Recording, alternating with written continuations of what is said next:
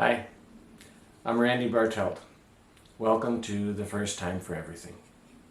Today I want to share with you this HO scale ballast spreader that you can print for yourself. You can download the files for this ballast spreader from Thingiverse. I've included a 3MF file that contains all the settings. I printed mine on my Bamboo Lab P1S printer, and the settings are for the Bamboo Studio slicer. But if the 3MF file doesn't work with your slicer, there's also a step file. And if you want to make changes to this print, you can use the FreeCAD file that's also supplied. For printing my ballast spreader, I used PLA filament with a 0.4 millimeter nozzle and a 0.16 millimeter layer height. I use all the default Bamboo Studio settings except for the following.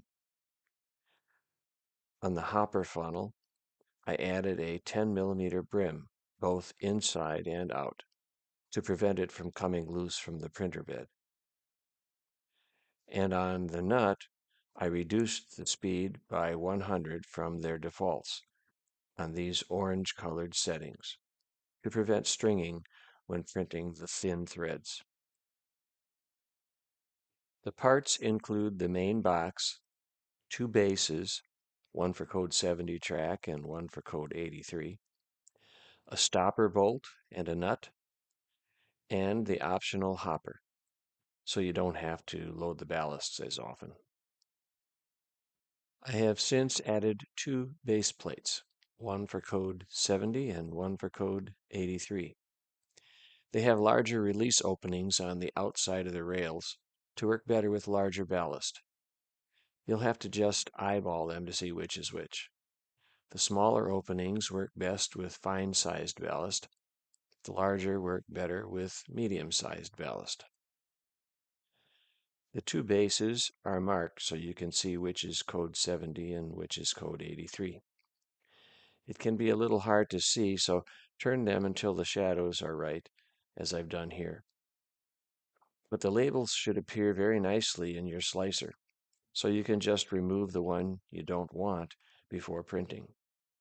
Here are the prints as they came out of my printer. This is how to assemble it. First you choose which one you want. I'm going to use code 70, so I'm going to get rid of the other one. And you put the flat part against these pegs. It only goes one way because one side has 3 pegs, the others have two pegs.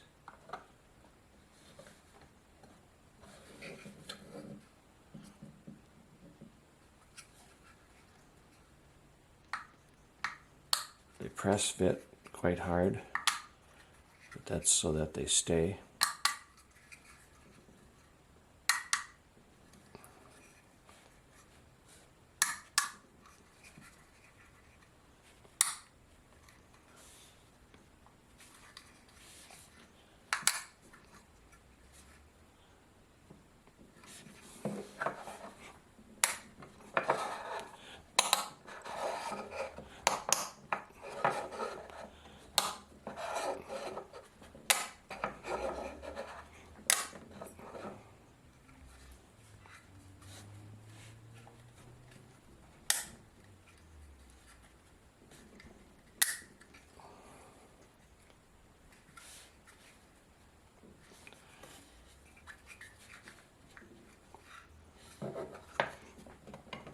And once they're in place, they should stay there.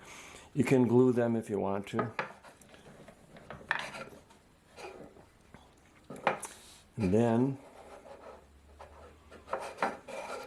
this is the side with the 2 pegs.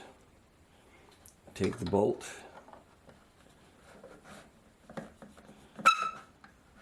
and put it between the 2 pegs like this.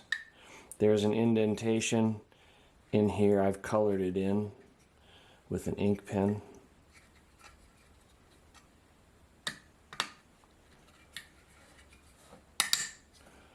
There. And then you screw the nut on.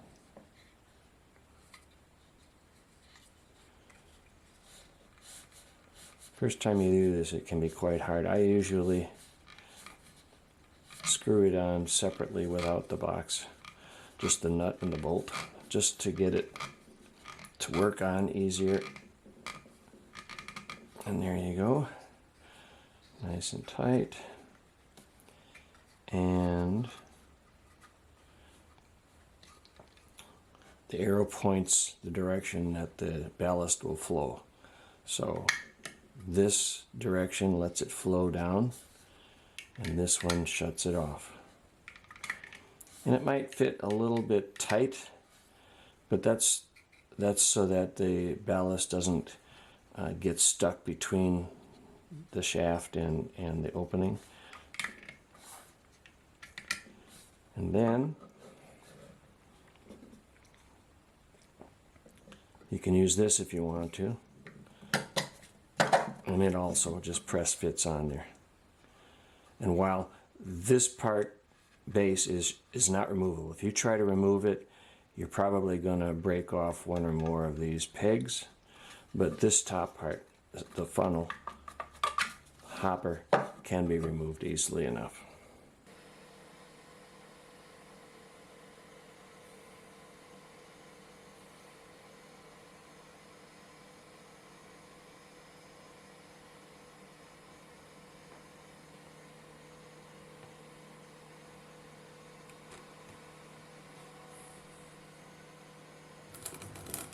You'll want to turn the valve to the stop position about 4 inches before the end of your run, as I'm doing here, to let the remaining ballast empty out of the spreader.